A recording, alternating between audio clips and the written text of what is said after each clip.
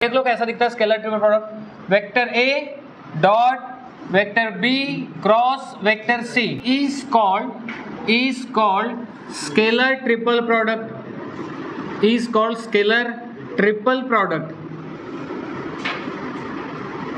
Triple इसलिए कहते हैं क्योंकि तीन वेक्टर है, प्रोडक्ट इसलिए क्योंकि प्रोडक्ट कर रहे हैं, स्केलर इसलिए क्योंकि इसका रिजल्ट एक स्केलर आएगा। कैसे स्केलर आएगा देखो, बी और सी का क्रॉस करोगे तो आपको क्या मिलेगा, एक वेक्टर, और ये जो भी वेक्टर आएगा उसका क्या करोगे आप, डॉट, किसके साथ, ए के साथ, तो डॉट करने पे क्या आएगा, एक स्केलर आएगा। तो फाइनल रिजल्ट आपको क्या मिलेगा, एक स्केलर क्वांटिटी। इस वजह से इसको स्केलर कहा जाता है, स्केलर ट्रिपल प्रोडक्ट। अच्छा, ये स्केलर ट्रिपल प्रोडक्ट यानी vector A dot B cross C, इसको रिप्रेजेंट करने का एक तरीका ये भी है, बॉक्स बना लो ऐसा, A B C, box A B C, इस तरीके से भी लिखा जा सकता है।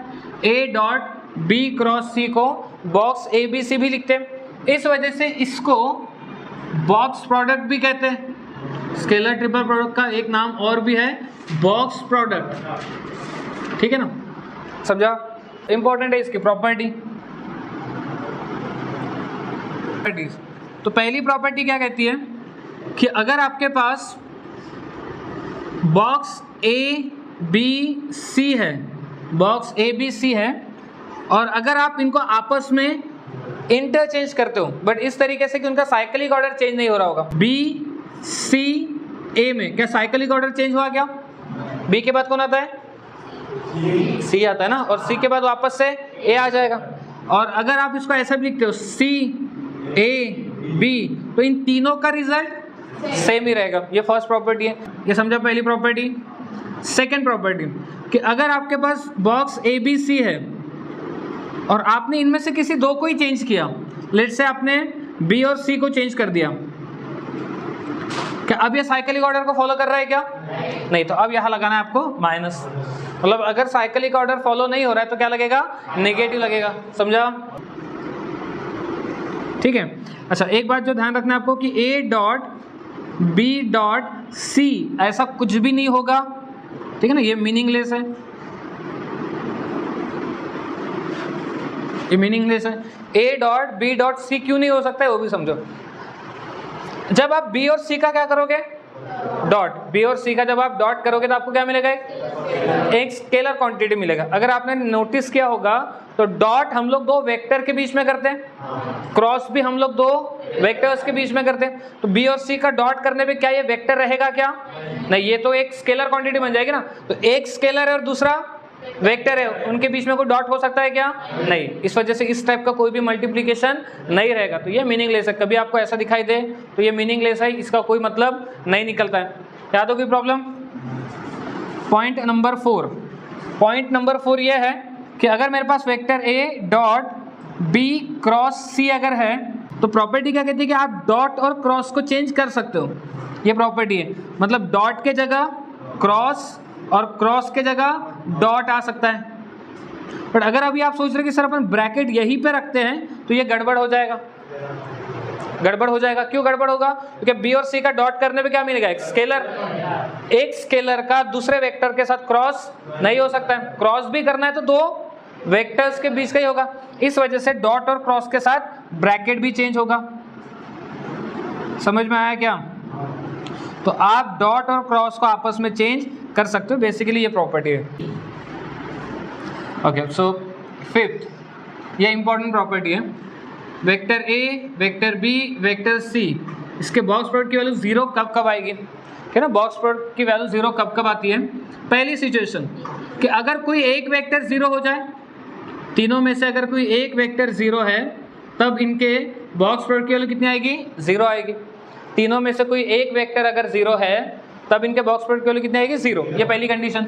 सेकंड कंडीशन कि अगर कोई दो वेक्टर इक्वल हो जाए, अगर कोई दो वेक्टर इक्वल हो जाए, जैसे कि वेक्टर ए और वेक्टर बी इक्वल है, वेक्टर बी और वेक्टर सी इक्वल है, और वेक्टर ए और वेक्टर सी इक्वल है, अगर कोई दो वेक्टर इक्वल हो जाए तो इनके बॉक्स प्रोडक्ट की वैल्यू कितनी आएगी, 0 आएगी। ये कैसे आएंगे ना, ये अगले प्रॉपर्टी से बताया तुम्हें कि अगर मेरे पास एक वेक्टर ए दिया है, a1i plus b1j plus c1k, ये वेक्टर ए दिया है, एक वेक्टर बी दिया है a2i plus b2j plus c2k, ये सेकेंड वेक्टर दिया है, और एक थर्ड वेक्टर देख रहे हैं a3i plus b3j plus c3k। आपके पास 3 वेक्टर दिया है और आपको बॉक्स प्रोडक्ट निकालना है। बॉक्स प्रोडक्ट कैसे निकालते हैं? डिटर्मिनेंट में फर्स्ट रो के एलिमेंट लिख लो a1 b1 c1, second row के एलिमेंट लिख लो a2 b2 c2, third row के एलिमेंट लिख लो a3 b3 c3। इस तरीके से आपको बॉक्स प्रोडक्ट ABC निकालना है। अब प्रॉपर्टी पे आते हैं कि अगर कोई एक वेक्टर 0 है, जैसे मान लो वेक्टर A 0 है, तो वेक्टर A 0 है तो उसके कंपोनेंट 0 रहेगा ना। वेक्टर A 0 मतलब कंपोनेंट 0, तो A1 B1 C1 केवल कितनी रहेगी? 0। अगर किसी एक रो में एलिमेंट 0 है तो डिटरमिनेंट की वैल्यू भी 0 आती है। अब ट्राई करके देख लो, कोई भी एक डिटरमिनेंट में कोई भी रो ले लो, ऐसा नहीं है कि फर्स्ट रो ही है। फर्स्ट रो के सभी एलिमेंट 0 तब भी डिटरमिनेंट की वैल्यू 0, सेकेंड रो सभी 0 तब भी 0, थर्ड रो 0 तब भी 0। समझ में आ रहा है क्या? तो अगर मैं कह रहा हूँ कि वेक्टर A 0 है मतलब A1 B1 C1 की वैल्यू 0 आएगी और A1 B1 C1 की वैल्यू 0 आएगी तो डिटरमिनेंट की वैल्यू 0 आ जाएगी, मतलब बॉक्स प्रोडक्ट की वैल्यू 0। इसलिए अपन ने लिखा है कि बॉक्स प्रोडक्ट की वैल्यू 0 रहेगी। कब? A 0 होगा या B 0 होगा या फिर C 0 होगा। अब बात करते हैं सेकंड पॉइंट पे कि अगर दो वेक्टर इक्वल है, दो वेक्टर इक्वल है तब भी बॉक्स प्रोडक्ट की वैल्यू कितनी आएगी? 0 आएगी।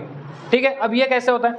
अगर दो वेक्टर इक्वल है मतलब उनके कंपोनेंट इक्वल होंगे, मतलब उनके कंपोनेंट इक्वल होंगे। लेट्स से कि वेक्टर A और वेक्टर B इक्वल है, तो वेक्टर A के कंपोनेंट क्या है? A1 B1 C1। Vector B के कंपोनेंट भी क्या रहेंगे फिर? A1 B1 C1। ये डिटरमिनेंट की प्रॉपर्टी है कि अगर कोई दो रो के एलिमेंट सेम है तो डिटरमिनेंट की वैल्यू कितनी आएगी? 0 आएगी। आप कभी ट्राई कर लो, आज ही ट्राई कर लेना कि डिटरमिनेंट है कोई भी दो रो के एलिमेंट आप सेम ले लो। जैसा अगर इसको आपने 1 1 1 लिया तो इसको भी आप क्या करो 1 1 1 ले लो, या 1 2 3 लिया तो इसको भी आप 1 2 3 ले लो। आपको पता चलेगा डिटरमिनेंट की वैल्यू कैसे आ रही है? 0 आ रही है। तो ये साथ ही साथ अपन डिटरमिनेंट की प्रॉपर्टी भी देख रहे हैं। पहली प्रॉपर्टी देख ली कि अगर कोई एक रो के सभी एलिमेंट 0 तो आंसर 0 आएगा, अगर कोई दो रो के एलिमेंट सेम तो आंसर 0 आएगा। समझा क्या?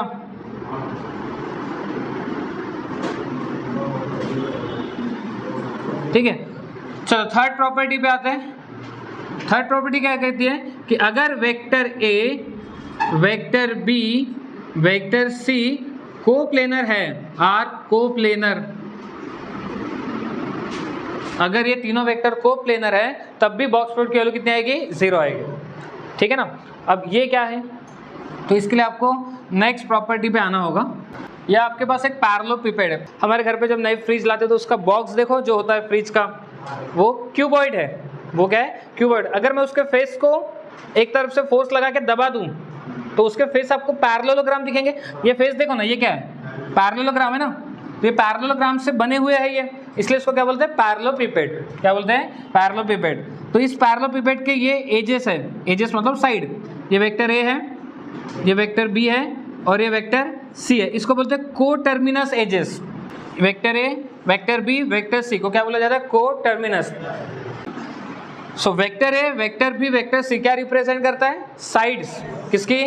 पैरेललोपिपेड की। तो इसका वॉल्यूम का फॉर्मूला देखो, वॉल्यूम ऑफ पैरेललोपिपेड, वॉल्यूम ऑफ पैरेललोपिपेड का जो फॉर्मूला है वो है box product A B C।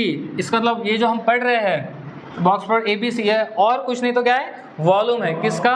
ये पैरेललोपिपेड का। समझा? इस वजह से A B C अगर कोप्लेनर है तो बॉक्स प्रोडक्ट की वैल्यू क्या आती है? 0 आती है। क्यों? सोचो, कोप्लेनर का मतलब क्या होता है? एक ही प्लेन में होना। अगर मैं आपको बोलूं कि वेक्टर A और वेक्टर B, सिर्फ वेक्टर A और वेक्टर B, क्या ये कोप्लेनर है? क्या वेक्टर A और वेक्टर B कोप्लेनर है? हाँ है, ये इसी प्लेन में है ना। अब अगर मैं आपको पूछूं vector A, vector B, vector C coplanar है क्या? कोप्लेनर का मतलब एक ही प्लेन में होना है क्या? नहीं है। समझा क्या? अगर आप ये क्लासरूम समझो तो ये आपका, लेट्स से इसको वेक्टर A बोल दो आप, ये वेक्टर B और ये वेक्टर C। अगर मैं ये फ्लोर को एक प्लेन मानता हूं तो वेक्टर B और वेक्टर A ये कोप्लेनर रहेंगे। बट अगर मैं तीनों बोलूं कि vector A, vector B, vector C तीनों प्लेन में है क्या? नहीं, ये तो कोप्लेनर ही है नहीं है। समझा? अब सोचो कि अगर तीनों कोप्लेनर हो जाए तो वेक्टर A और वेक्टर B तो ऑलरेडी कोप्लेनर है। अगर ये तीसरा वेक्टर जो ऐसा था वो भी इसी प्लेन में आ जाए, जो इस तरीके से है, वो भी वहीं पे आ जाए जहां पे ये प्लेन है। अरे ऐसे मान लो ना, ये वेक्टर ए, ये वेक्टर बी, ये आपका वेक्टर सी। अब ये वेक्टर सी जो ऐसा खड़ा है, ये अगर गिर के नीचे आ जाए इसी प्लेन में, तो ये क्लासरूम रहेगा क्या? नहीं रहेगा, क्लासरूम ही नहीं रहेगा तो वॉल्यूम। अच्छा पहली बात तो ये वॉल्यूम, अगर वॉल्यूम पता है क्या किसको बोलते हैं? वॉल्यूम ही नहीं पता किसको बोलते हैं। किसको पता है वॉल्यूम? बोलो क्या होता है वॉल्यूम? वॉल्यूम क्लास में वॉल्यूम कौन सा है अभी? क्या डर क्यों रहे? गलत हुआ तो क्या? गलत हुआ तो बोलेंगे नहीं क्या? वॉल्यूम किसको बोलते हैं? किसको बोलते हैं प्रणल? वॉल्यूम। हाँ, ये जो क्लासरूम में जो स्पेस दिख रही है इसको क्या बोलते हैं? वॉल्यूम बोलते हैं। हाँ, तो अगर ये तीसरा वेक्टर सी आपका इसी प्लेन में आ गया जहाँ पे वेक्टर ए और बी है, तो फिर ये क्लासरूम ही नहीं रहेगा। क्लासरूम नहीं रहेगा तो वॉल्यूम ही नहीं रहेगा, इसलिए हम बोलेंगे वॉल्यूम क्या है उसका? 0 है। तो देखो यहाँ पे box product A B C equal 0 कब रहेगी? जब ये तीनों वेक्टर कोप्लेनर हो गए। समझा क्या? पक्का? तो वॉल्यूम ऑफ पैरेललोपिपेड है। और वैसे एक टेट्राहेड्रन, हालांकि इसका प्रूफ अपने को करना है, पैरेललोपिपेड का प्रूफ अपने को करना है, और इस बार तो टेट्राहेड्रन का प्रूफ भी बोर्ड एग्जाम में आया था। अब ये टेट्राहेड्रॉन